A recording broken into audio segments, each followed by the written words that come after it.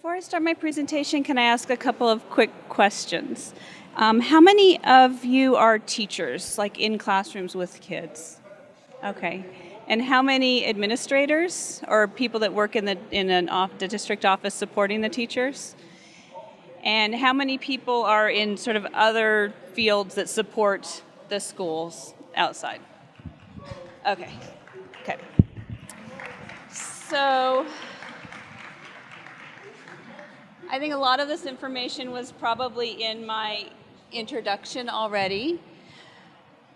So I'd also like to introduce a group of people, including Paolo Blickstein, that helped a lot with all the work that I'm presenting today, and is, although not here in person, is here in this presentation in spirit and has helped us so much and with a lot of the work that we're doing.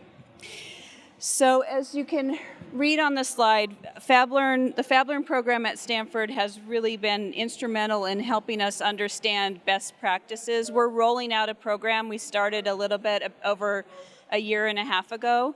And so having a group that is connected to so many other schools and so many other groups and being able to learn from what they've seen and bring in some of those best practices and how we set up our spaces has been really a great support to us. And they also have a lot of resources that are available to teachers and administrators and anybody else who's interested online.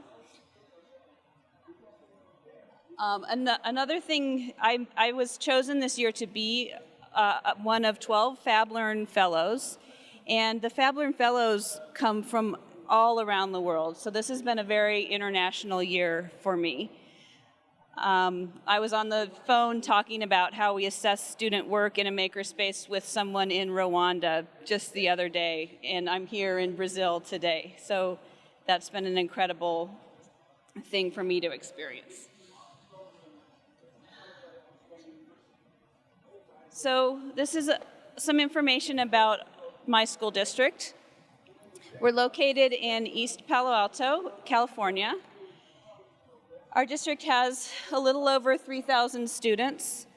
It spans across 7 different school sites, and we have students in preschool. We call it transitional kindergarten, but preschool all the way up through 8th grade.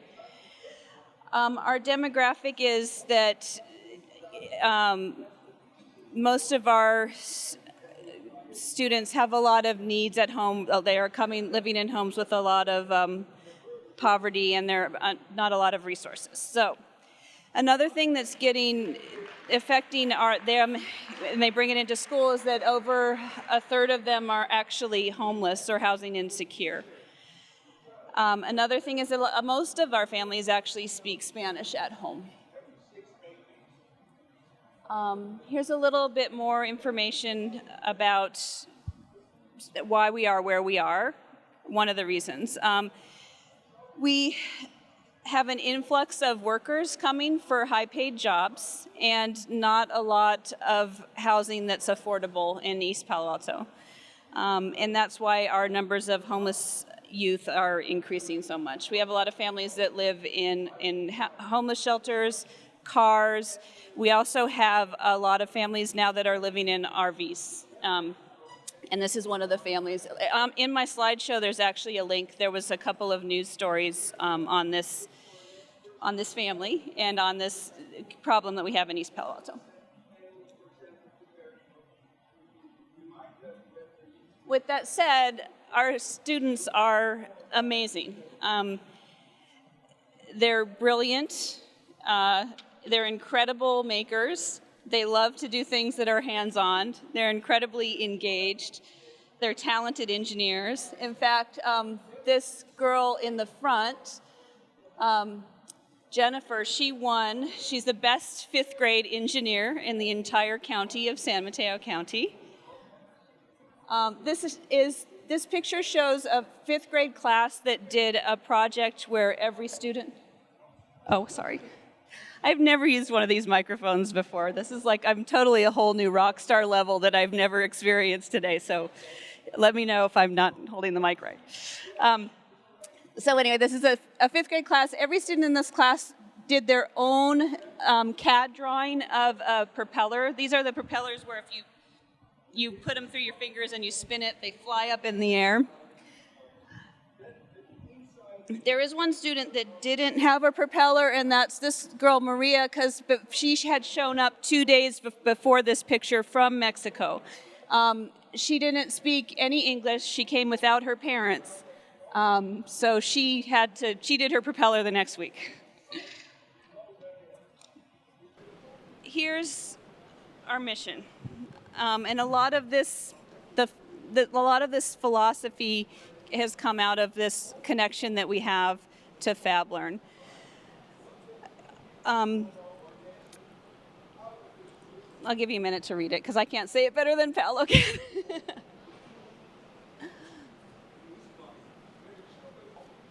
Our specific objectives are that we believe and we see that when students are really engaged in what they're learning, when they ask questions like, what am I going to make today? And they come into a makerspace, they enjoy their time at school. It takes that entire language barrier away. 100% of our instruction in Ravenswood is delivered in English with a lot of supports for English language learners. But in their English class and in their math class, they're in a classroom listening to mostly English that's been scaffolded. But when they're in the makerspace, that goes away. Building circuits, doing CAD drawings and propellers and 3D printing and laser cutting, or even just building things out of cardboard, levels the playing field for these kids, and it gives a lot of our children a chance to shine in an environment when they're not shining as much yet in their other classrooms. So when kids like school, these things are obvious. They come to school more. We hope to see less student absences. If students are more engaged, you're less likely to have discipline issues, and it will also increase their grades. If they're in school more, we have attendance issues, and there's a huge correlation. If kids aren't in school, they can't be learning. So.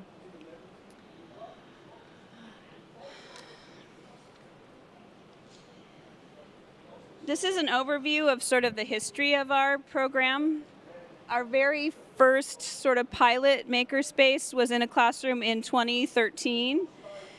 And last year is when everything really heated up and accelerated, in large part by the support of FabLearn. We were able to open makerspaces in 6 of our 7 schools. The 7th one just opened this year. One thing that was important when we talk about equity, there's a couple pieces to equity. One is that there are a lot of experiences that the students in the wealthier communities that surround us get through their home environments and also in their schools. There are students in Palo Alto that have 3D printers at home because they have families that are engineers in the Silicon Valley.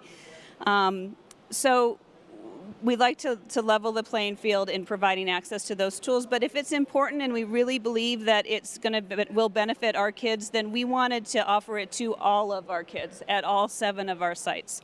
So all 3,000 of our students have access to makerspaces and to these opportunities. Here's a spreadsheet. Basically, the gist of this is that not very many kids had access last year when the program started, or the year before last. And then if you look at where we are now, we have makerspaces at all our sites that are equipped, and we have a standard list of equipment that we have at all our makerspaces that's shared on our website, and also there's a version of it on the FabLearn website as well.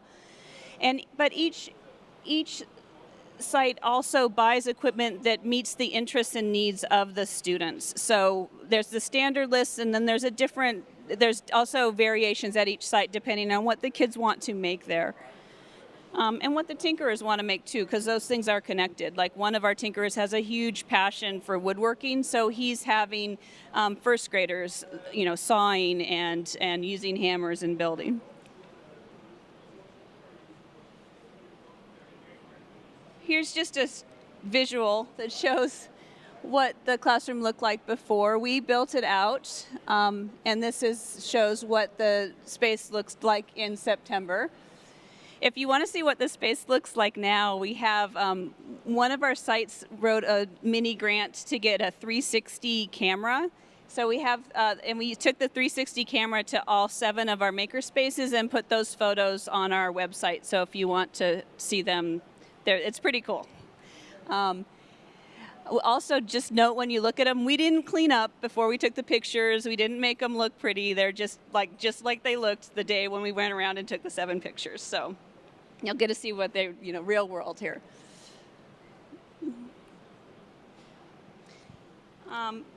What we do in our makerspaces, I already said that every student at Ravenswood has access to making in our makerspaces, and they access the room in many different ways. Oh, another thing I think I forgot to mention, but is so important, is besides the standard list of equipment at each site, we also realized that our teachers didn't know how to access the resources in the room yet. They needed someone to guide them in that. And we tried some professional development around a tool like a 3D printer, but even that wasn't enough for it to be effectively used with kids. So we have each of our makerspaces not only equipped but staffed. We have a mixture in our staffing at the sites of 2 of the sites have certificated teachers that have gone through American teacher training programs. I don't know if you know the jargon, and then the other 5 sites are staffed by classified people. So they're just people in the community that are makers, that come with a certain passion for making. Like one came out of the construction industry and has a huge wealth of knowledge around woodworking that he's able to share with the kids. We have someone who's done a lot of photography that does a lot. The one that does photography got the 360 camera for his space. Okay, so now I can start with this. Sometimes classes sign up for time slots like a library almost. So a teacher, a 3rd grade teacher, for example, will sign up for a time slot, usually it's every week, and bring his or her students in at that time slot. And because the teachers didn't know how to use the equipment at first, we would set it up for them. So sometimes we have like technology centers. If you look at the picture on the left, there's a center that's doing electronics called Little Bits in front, and then there's another group of kids in the back that are doing robotics, these little Bebot robots in the back. So the students will each do one of the centers, and then we'll rotate the students through so every student gets to do each of the technology centers. Another way a whole class comes in and uses the makerspace that is sort of tinker-driven, the lab managers driving what's happening in the makerspace, is we have whole class projects often around design thinking. And for this example project on the right, we read a story called Those Darn Squirrels, which sets up a challenge. It's a really great story, and it sets up a challenge where old man Fuquire needs to protect his birdseed from the squirrels because they keep stealing it. So the students were tasked here to design something that would protect the birdseed from the squirrels. And this is actually a video. Could you play the video? To get in, we would like this is like a window, and then when they would run to get the food, we would like they would know that they wouldn't know everything. So this is what we did. We put tape there, so when they would run, they would get stuck here. And when they get stuck, we would let this thing drop, and then it would cover them. So you're gonna trap the squirrels? Yeah. Nice. And how do the birds get the food? They're there. Yeah. Birds can't see windows. Yeah, birds can't see windows. No, I said the squirrels. But, so where's the food though? Right here. Oh, in the front. Okay. Yes. What if they just went around here? They pick up all. Let's just. Did you guys catch that at the end? There's one of the reasons why you prototype is you try to see how the squirrels can outsmart the trap, and the girl pointed out to him there was a really easy way for the squirrels to outsmart that trap. So that's why engineers build prototypes and test them. Another type of activity that we do in our makerspaces. Oh, this is another whole class example I brought in. So this is a project where a 6th grade class built cardboard robots, and we called it the robot zoo. And as you can see in the picture on the left, the middle school and the elementary school, the 6th through 8th graders and the K through 5 are connected by a fence. So these are the 6th graders rolling in the rain their robots zoo over to demonstrate to 2nd graders at the elementary school their projects. It's difficult to see, but I also included the drawing that the student had made of this one particular project. This is Eeyore, and this engineer wanted to make an Eeyore robot. So there's a sketch that you can see where she traced Eeyore, and then she did 2 other variations, like labeled drawings of Eeyore. And this is also a video too.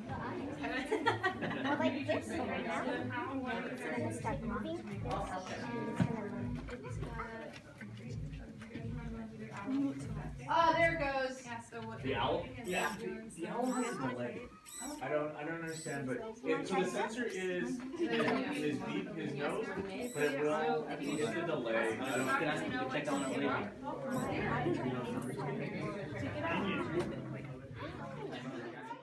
So that's another example where it's actually 2 tinkerers sort of work together, or the lab manager. We call them affectionately. We call that group the tinkerers or the tinker teachers. So the tinkerers from the 6th grade class and the tinkerer from the 2nd grade class collaborated, but the classroom teacher was still not involved as much in the planning. It was just the tinkerer said, "Wouldn't it be cool if your 2nd graders came and saw the robot zoo?" And the 2nd grade teacher was like, "Great, awesome, sign me up." The next, a second type of project, and I think ultimately we'd like to move towards more of these types of projects, are where the tinkerer and the classroom teacher work together. And the classroom teacher looks at what her learning goals are for her students. The tinkerer really understands the equipment in the makerspace, and they collaborate and work together to come up with a unit of multiple lessons. In this example, in the classroom, the teacher the kids were learning about narrative writing. This was a Lucy Calkins reading and writing unit, or reading unit. And so she had the students write a story with a plot, with characters, with a beginning and a middle and an end. And she also allowed the students to retell a familiar story if that was more comfortable for them. So in English class, they wrote the story. They brought that into the makerspace, and then they learned about algorithms and what an algorithm is. So they turned the narrative story into really clear step-by-step directions. They also had to limit it to 1 sentence beginning, 1 sentence middle, 1 sentence end, and 2 characters at this point.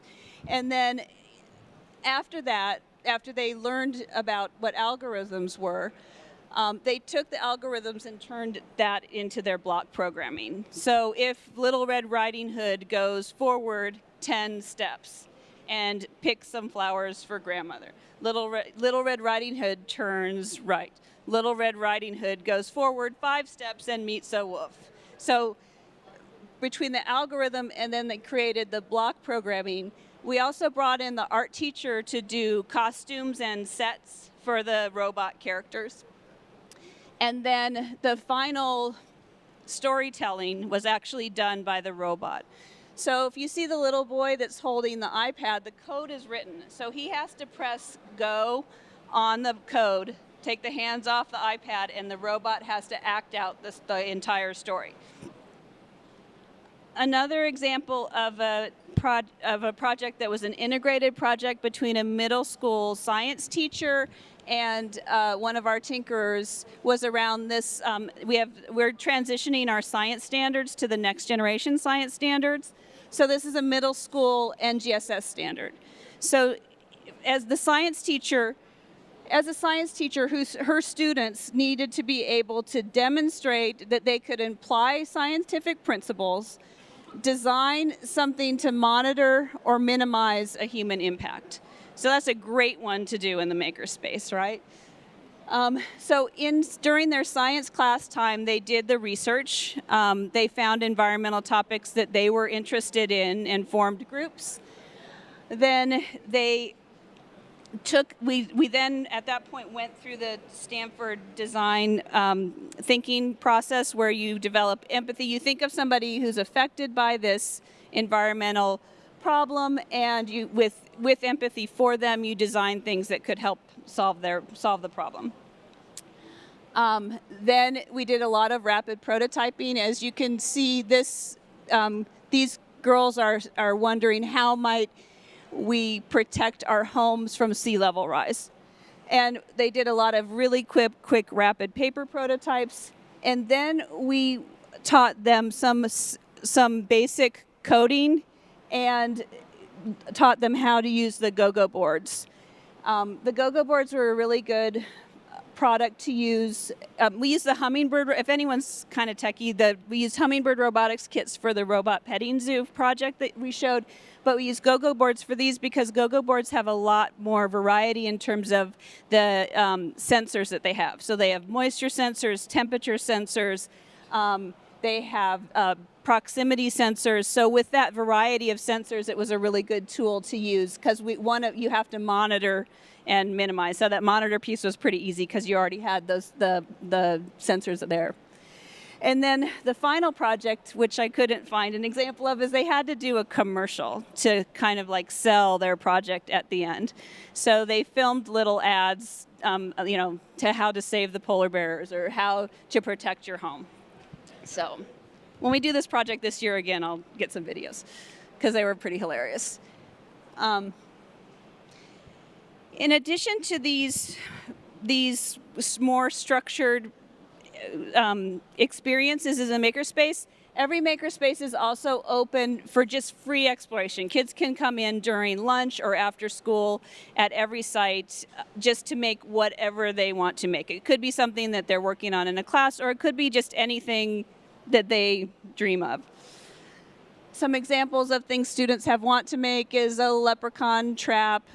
These boys did the Bebot simple robotics during their class time and liked them enough that they came back at lunch and did them again. I mentioned our 360 camera. A lot of the students right now, we have that set up as a lunchtime station. We have the camera and iPads, and the kids are using that to take pictures around the makerspace and around the school. We do circuits. These are paper circuits and squishy circuits.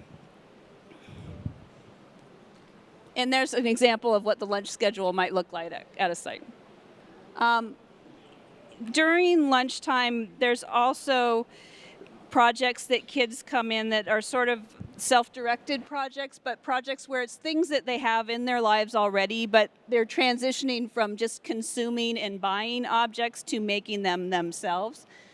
Last year it was these kendamas. As you can see, the one on the right was a store-bought one, and the one on the left, the boy made his own using a pen and string and duct tape. This year, the thing that's been huge in our makerspaces are these spinners. So after my talk, I brought a bunch of examples of these spinners that the students have made. I also just want to point out the two boys that are standing in front of the computer, like thinking about, that's a 6th grader and a 7th grader. They really wanted a spinner, and they really wanted to make a really good spinner.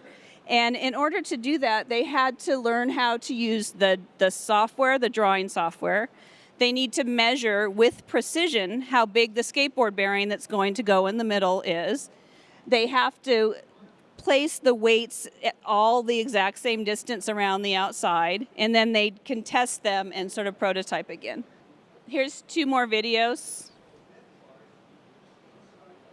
showing some of the projects they've done.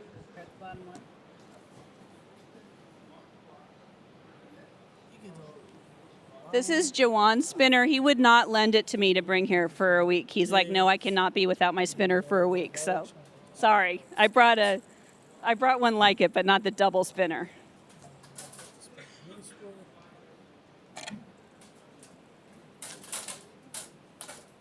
We can see the other spinner. So that's another example of a spinner. The first one was done on the 3D printer. The second one was done on our laser cutter. We wanted to introduce the kids to laser cutter because, like, if you looked at the robots the zoo robots that they made, they were super cool, very creative, and they lit up and they moved. But mechanically, they were not very sound, as you could tell from that video. So we wanted to push our middle schoolers to a tool that would get them to more mechanically robust ideas. So we're trying to find ways to encourage them to use that tool. And this was a great project to encourage our middle schoolers to use a laser cutter to learn it. Other things we see during lunchtime Open Explore, we see a lot of these houses. It was really wonderful to see, Tim, in your presentation, what houses look like in high school, because this is kind of what they look like in elementary. We also see a lot of crazy costumes. I do have a couple of student stories, but I want to get to some of the stuff that might be interesting to the administrators, too, in terms of how we set up the program. So if you want to hear the student stories, talk to me afterwards. This is how we have structured it. We have I report to the superintendent, and then each site has a makerspace, and also each site has a site principal. So the tinkerers work with me, but they also need to work with their site principals on some things. I get my entire group together every single week. We meet as a team, and we have collaboration time where we work on lessons together. The 2 certificated teachers, the 5 classified tinkerers, myself, and a couple of volunteers. AmeriCorps has a program where they supply us volunteers for the entire year, and they're amazing. Also, the person who helps us with our technology and equipment is someone that Stanford has been nice enough to send over an intern at Stanford. So our equipment technician is actually somebody that they bring over once a week to help us learn how to maintain our equipment. There's a lot more information in detail on here on my slides that you have access to, I believe.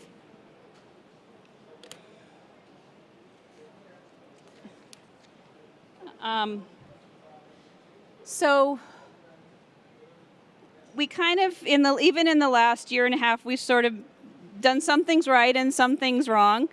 One thing we learned is that you can't just equip the space and then open the door. We needed to have people in the mix that were technical enough to get the kids accessing the equipment. But lesson planning with the lab managers is something we didn't start out, that we didn't think about developing curriculum with this cohort because we kind of thought the teachers would be bringing their class in. But with the tinkerers in the mix, we now have a group that we train and send out with those ideas, like those darn squirrels is a lesson where we all got together, thought it through, planned it, and then all 7 sites got to have that lesson in their lesson plans that they used with kids.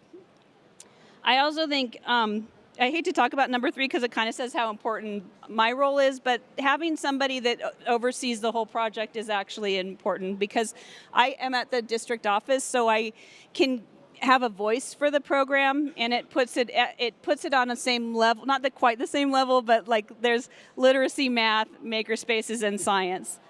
So that gives us, we're in the know about when things are happening, and I think it's really helpful to have somebody at that level. We also never told the teachers they had to come into the lab. We just invited them, and I think that's important because they're excited to be there. They're coming in on their own. What has happened is sometimes the students that come in at lunch go back and tell their teachers about, I went to the makerspace at lunch and I did this amazing project, and then the teachers start to come in that way.